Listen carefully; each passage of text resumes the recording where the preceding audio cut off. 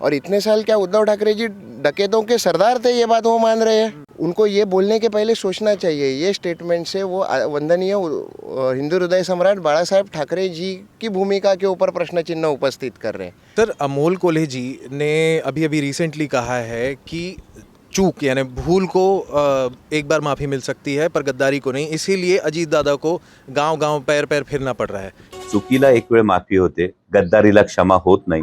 आणि इतक्या दिग्गज नेत्यांना जर गावोगावी फिरावं लागत असेल तर जनतेचा मूड काय? म्हणजे माननीय अजितदादा 30-35 वर्ष समाजकारणात राजकारणात असलेलं व्यक्तिमत्व आहे आणि त्यामुळे जनतेचा मूड काय हे त्यांना नक्कीच समजलं असणार आहे आणि म्हणून त्यांना गावोगावी जाऊन भावनिक आवाहन करावं लागत असेल। इस पर क्या कहेंगे? अमोल कोल्हे जी 2019 में सांसद बने। अमोल कोल्हे जी MP है, मेंबर ऑफ पार्लियामेंट है 2014-19 से।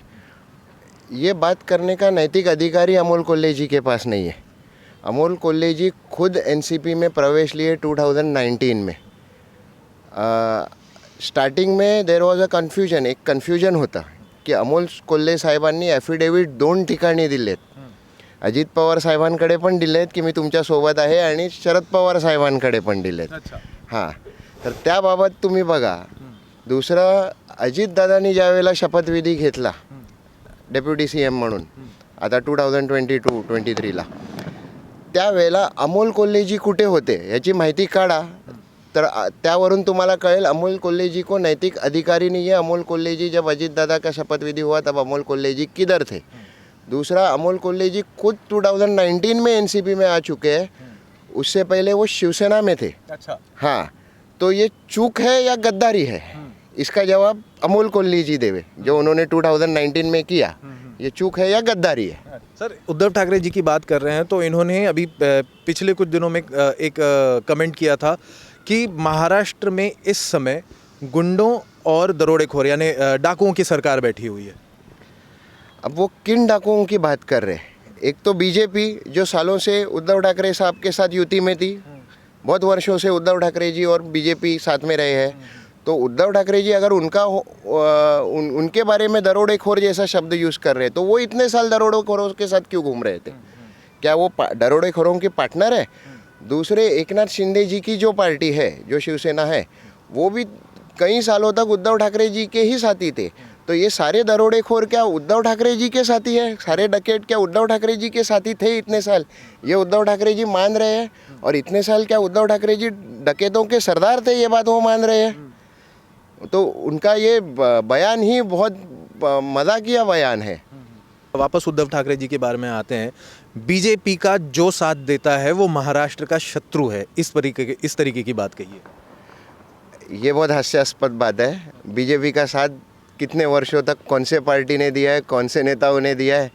महाराष्ट्र में बीजेपी की, महाराष्ट्र में क्यों, देश में बीजेपी की सबसे बड़ी अलायंस इतने सालों तक शिवसेना रही है। उद्धव ठाकरे इतने वर्षों तक उस अलायंस में रहे हैं। आदरणीय स्वर्गीय हिंदू हृदय सम्राट बाला साहेब ठाकरे भी बीजेपी के साथ में रहे हैं बहुत वर्षों तक, बहुत सालों तक रहे हैं। तो ये बहुत गलत स्टेटमेंट है और इनका ये स्टेटमेंट उनकी खुद की इतने वर्षों की भूमिका को कॉन्ट्राडिक्ट कर रहा है। इतना ही नहीं, उनको ये बोलने के पहले सोचना चाहिए। ये स्टेटमेंट से वो वंदनीय हिंदू हृदय सम्राट बाला साहेब ठाकरे जी की भूमिका के ऊपर प्रश्न चिन्ह उपस्थित कर रहे हैं। सर, एक और बात ये कहते हैं कि महाराष्ट्र के जितने भी ये उद्योग धंधे हैं ये सारे यहाँ से उठाकर गुजरात लिए जा रहे हैं, इस पर कोई कुछ नहीं कह रहा है। देखिए, ऐसा है कि महाराष्ट्र में से काफ़ी सारे उद्योग धंधे गुजरात गए हैं, दूसरे राज्यों में गए हैं, दूसरे राज्यों से के भी उद्योग धंधे यहाँ पे आए हुए हैं। तो ये जहाँ पे जिसको जो सूटेबल चीज़ लगती है, हर बिज़नेस अलग होता है। तो जो बिज़नेस, हर अलग अलग बिज़नेस के लिए अलग अलग टाइप का वातावरण, अलग अलग प्रकार का मार्केट लगता है। तो जिस बिज़नेस के लिए जो मार्केट फेवरेबल है, जो इंफ्रास्ट्रक्चर फेवरेबल है, वो बिज़नेस वहाँ जाएगा ही।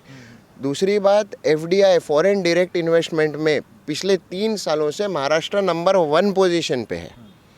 महाराष्ट्र के बाद 2nd रैंक पे शायद तमिलनाडु है, 3rd या 4th रैंक पे गुजरात है। तो अगर महाराष्ट्र से उद्योग धंधे बाहर आ रहे हैं तो FDI फॉरेन डायरेक्ट इन्वेस्टमेंट कहाँ आ रहा है? उद्योग धंधों में ही आ रहा है ना। मतलब उद्योग धंधे तो बढ़ रहे हैं, अपॉर्चुनिटीज़ बढ़ रही है, रोज़गार बढ़ रहे हैं, तभी फॉरेन डायरेक्ट इन्वेस्टमेंट यहाँ पे आ रही है।